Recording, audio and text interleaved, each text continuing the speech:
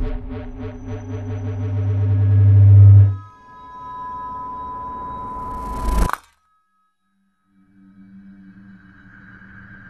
Lions fans, welcome back to the First Bank Coaches Show. We're here with Amanda Cunningham, head women's volleyball coach.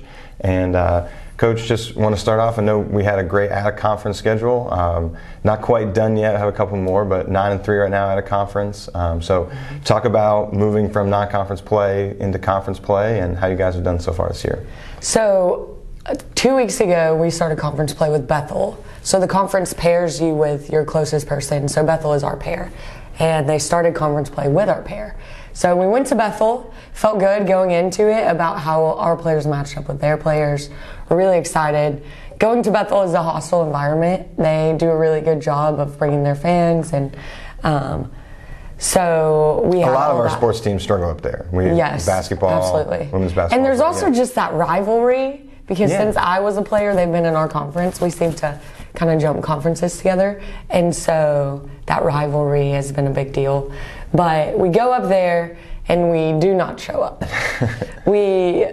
All of our game plan kind of fell apart, and just we were missing our heart and our passion, and that was really sad to see, knowing that we had done so well up to that point. And then we show up to Bethel, first conference match, really excited to see how we perform in conference, and we lost in 3. And that's like worst case scenario, you know. The only good news is I think we got done before football practice ended, so they didn't even come. But didn't matter anyways because we lost. So really upset about that. And football players would have made it even more hostile. Absolutely, they're the ones that bring it most of the time. So after that, we traveled to Lyon, which is out of conference, but we just had a weekend since we only played one team. Ended up losing there. Again, a surprise, not what we expected. We had a game plan going in, and we just didn't have that fight and that passion. And that's one of the things I've loved about our team this year is how well we've played together and how versatile we are offensively, defensively, and 2 games in a row, we just did not show up. And we had gone into that weekend saying we are gonna get back to the way we play. We didn't do great against Bethel. We know we face Cumberland the next week. We want to get back to the way we play, because when we play like us, I feel like we can take anyone. And so do the girls. And so going into the weekend, didn't do that. And our next matchup was Crawley's Ridge. And so we were like, all right, this game we get back to playing like we do. So we did a lot better. We were scrappier on defense. That was one of the pieces we were missing. We were kind of standing around a lot watching what was happening. And against Crawley's Ridge, we put our defense back together. Our middles had a great night against Crawley's Ridge. Like, I don't remember the stats, but they were crazy. After the first set, I think Annalise was hitting 875, which if you think about it in baseball terms, it's crazy, right? Our middles had a great night. So explain that stat real quick. So you mean the percentage of attack, like times that she tried to attack the ball, they were ending up as kills? Right. Okay. So, yeah, it's like kills versus errors. Okay. And then times attempted. So 875 means like 87% of the time that she hit the ball, she got a kill. Yeah. It's pretty much what it was. I don't think she had any errors that first set. So that kept her number really high. So that was awesome. We felt good leaving that game, but we knew that Cumberland is a super strong team and plays a lot different than Crawley's Ridge. So we felt better about putting ourselves back together, but didn't know how we would do against Cumberland. So we spent Sunday really tearing Cumberland apart. Like, what are they going to do? What are we going to do? Because we knew some of their strategies, and so we'd sit down and say, all right, this is what they do. What are we going to do to counter that? Where do we think our strength will be against that? So we felt really good going into Cumberland, and we also, I love coaching against that coach. I don't know if it, like, she's just a very knowledgeable coach, and we think similarly. And so going in, I was telling the girls, putting them in the mindset of this is a chess match. We're going to do one thing, she's going to adjust her team. So then we're going to have to adjust immediately. And playing games like that are so fun because you really get the whole experience of volleyball. It's not just like, oh, let's go play clean ball. It's we have to be clean, do it well, and be strategic. And that's the only way to win. And so... And that showed in the score of the sets, absolutely. Really, right? And I knew, like, we ended up taking the first set. I was so pumped because I'd been telling the girls, just take a set and we'll go from there. So if we can get one, we can get three. And so we took the first set and I was like, all right, this is exactly where we want to be. Second set, they take it. And I looked at them, I was like, we knew this was how the game was going to go. We knew it was going to be back and forth. We knew they were going to take some, we were going to take some, because we're both skilled teams, and we know what each other's going to do. And so this is going to happen. Yeah. It was like, don't worry, we're going to go into this third. Again, we're going to make some adjustments. We're going to see how that goes. So third set, we take. Fourth set, they take. And then we go into the fifth, and it's like, I don't know what's going to happen. We jump out to a huge lead in the fifth. We switched sides halfway through the fifth set to kind of keep the sides equal. So when we had 8 points, we move over. We have a huge lead. I think at one point it was like 12-6. And they just go on a run. We cannot get anything done offensively. We try every combination. We move people around, everything, and we just cannot get out of it. I think I called both my timeouts during that. We tried different strategies. We just couldn't get out of it. I don't know what happened at the end, but we ended up losing 15-13. Yeah. So in that point, they scored who knows how many points, and we scored one. And that is not how you want to end a game like that when you fought that hard. So we were all a little disappointed about the finish. But as far as executing a game plan that we planned out, playing our ball, we were so scrappy on defense. We were everywhere. And then offensively, we went back to our versatile offense where every hitter's producing. We can mix it up. So we felt good about coming back to who we are. And so in the locker room, we talked about we're not happy about the loss. We need to figure out how to finish because we had it.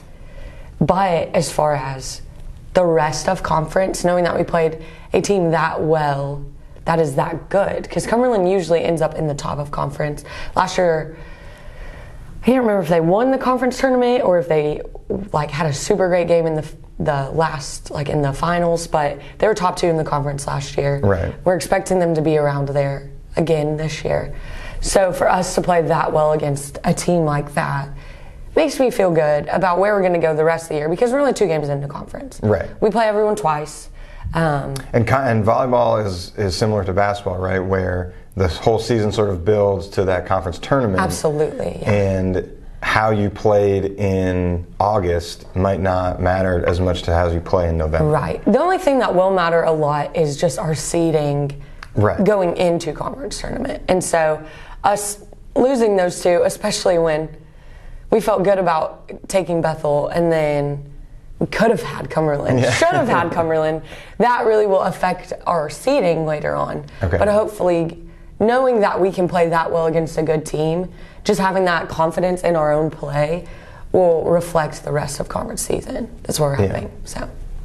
So you talked about in the locker room afterwards. Elaborate a little bit more on that. What do you say? How do you you have seemed very positive about a turnaround from the difference between Bethel and Lyon to coming home versus Cumberland. But how do you convey that to your team? Because I'm sure some of those girls were like, hey, we lost again. Yeah. They definitely, in the locker room, there were several bummed girls. They were just really upset that we didn't end up taking it. And, I, of course, am reflecting on, what could I have done at the end to try to make a difference? What could we have done differently? But I just said, I am so proud of how we played against that team. It was a big deal, and the other coach was super complimentary of us even. She was like, I knew coming in that y'all were better than you played against Bethel, and that this was going to be a battle just because I know who you've got and I know how you coach. And so the way that the girls did battle, that was 2 hours straight of battling. The next day at practice, they were worn out, because they put it all on the line. And that's at the end of the day, as a coach, all that we're asking, right? We're asking them to give everything they've got, every play. And just the way that we played smart, all the little things that we had talked about after Bethel, like we didn't do this, we didn't do that. And even individual meetings we've had, like your team needs this from you. The fact that we did all of those things and we followed our game plan, that is just everything you want, except the finish. Right. It was everything we wanted. And so just reminding them of how well they did and the things that went right, I think is important moving on, because it's easy for us to focus on the bad. I think as humans, we naturally like zoom in on the one thing that went wrong. But it's important, I think, to step back and see all the things that went right.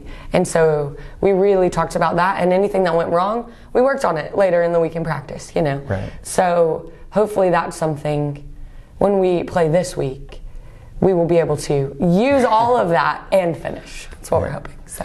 And we're home again this week, We right? are home this week, yeah. So Friday night, Brewer Sports Center, we're playing Campbellsville this time, right? So another team that's been... They were top in the conference last year. Okay. And they're doing well again this season. They've got a lot of strong players returning, and they've brought in some new players that are doing really well. So that will be... I like playing against teams that are doing so well, because it really shows us where we are, where we stand so far. So I'll be interested to see how that one goes. Well, hopefully we can bring out a good crowd for that. I hope so too.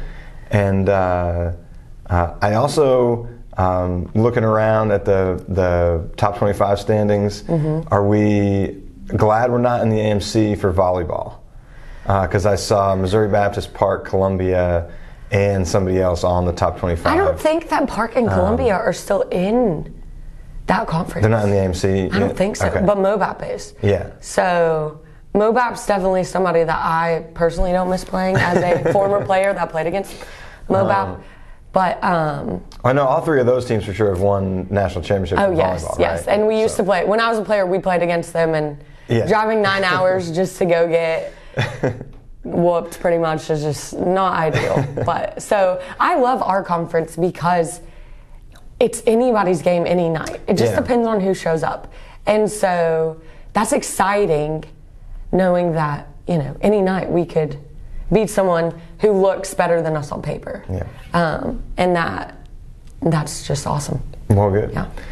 Okay, so then we had a fan-submitted question after we talked last time about substitution patterns and how that works in volleyball.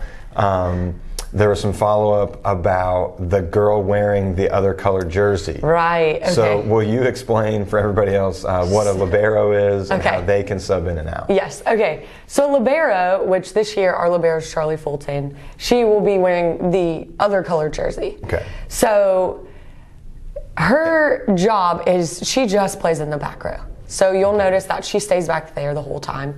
And the benefit of her having on that jersey is she can stay in the whole game even though she's in the back row. So we talked last time about how we rotate in a circle, so you go from back row to front row. Charlie plays back row for both of our middle attackers. So she plays back row for Avery Harris and for Annalise Jackson. And so she, when she moves in and out of the game, does not count as a sub, which in the NAI matters less because we have unlimited subs. But her biggest thing is she can go in for multiple people. So when she comes out of the game, she can return in the game for anyone in the back row at any time. Okay. So if for some reason we were to leave a middle in the back row and say one of our other back row players were struggling, Charlie could go in for them. She can go in for anyone in the back row. You'll notice she serves for Annalise Jackson. She can only serve for one player. So she serves for Annalise. Because Avery Harris is one of our stronger servers, so we leave her in. But as soon as Avery's done serving, Charlie comes back in for her back row. So some of her rules are she cannot set anyone when she is in front of the 10-foot line. So if she runs in front of the 10-foot line to set a player because maybe our setter took the first ball, she cannot overhand set someone and they attack the ball. Like jump and attack the ball. If they do, that's automatically a point to the other team. And that's happened to us once this year. Our player ended up like trying not to jump, but she couldn't, and so she ended up jumping and hitting, and we lost. It's hard to hit over the net if you don't jump. Yeah, well, and it's also just an instinct. You know, you always jump to hit.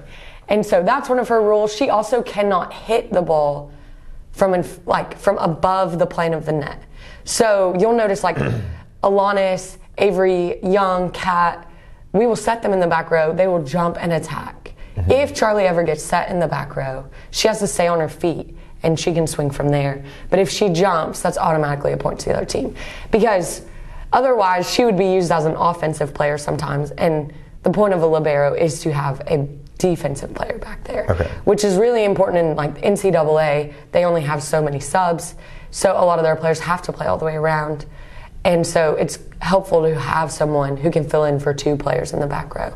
So her job is really important. She stays on the court, all except for while Avery Harris is serving. So it's important for her. She's kind of our back row leader. So she is watching the whole court. She's supposed to be most aggressive on balls. That's her role, is just to be a defender and has to stay in the back row, can't go front row, and can sub in for anybody at any time. So, like I know on our other squad, Shelby Morgan's in that position right now, and she plays for an outside hitter and a middle, which is a little untraditional, but those are our 2 weakest defenders, and so she goes in for them. And so different coaches do it different ways. It really just depends, but a lot of times you'll see libero going for the middle attackers in the back row. Okay, well that's great. All right, so we ended the Coaches Show's preseason with a fun game that was interactive with the coach, and this time we're going to end with a trivia question. So if any of the fans watching out there will want to post the answer to this trivia question in the comments below this video, feel free. Again, I have no prize. It's just your own satisfaction that you get from knowing the right answer that you could look up on our website, by the way. Link in the descriptions. So today's trivia question is, at the beginning of this volleyball season, 2 players were tied for 5th place in career blocks for the Freed-Hardeman University women's volleyball team. Who are they? So again, beginning of the 2023 volleyball season, 2 players were tied for career blocks for 5th place. And we want you to name those 2 people in the comments below. Hopefully they have fun with that. Thank you, Coach Cunningham, for being on with us again. And everybody, or for all of our fans out there, we'll see you next time on the next First Bank Coaches Show. Lions fans, if you like this video, be sure to subscribe to our YouTube channel, toggle that notifications bell to all so you don't miss any new videos. Remember, you can always see all of our updates and news at gofhulions.com, and also remember to follow us on Twitter, Instagram, and Facebook.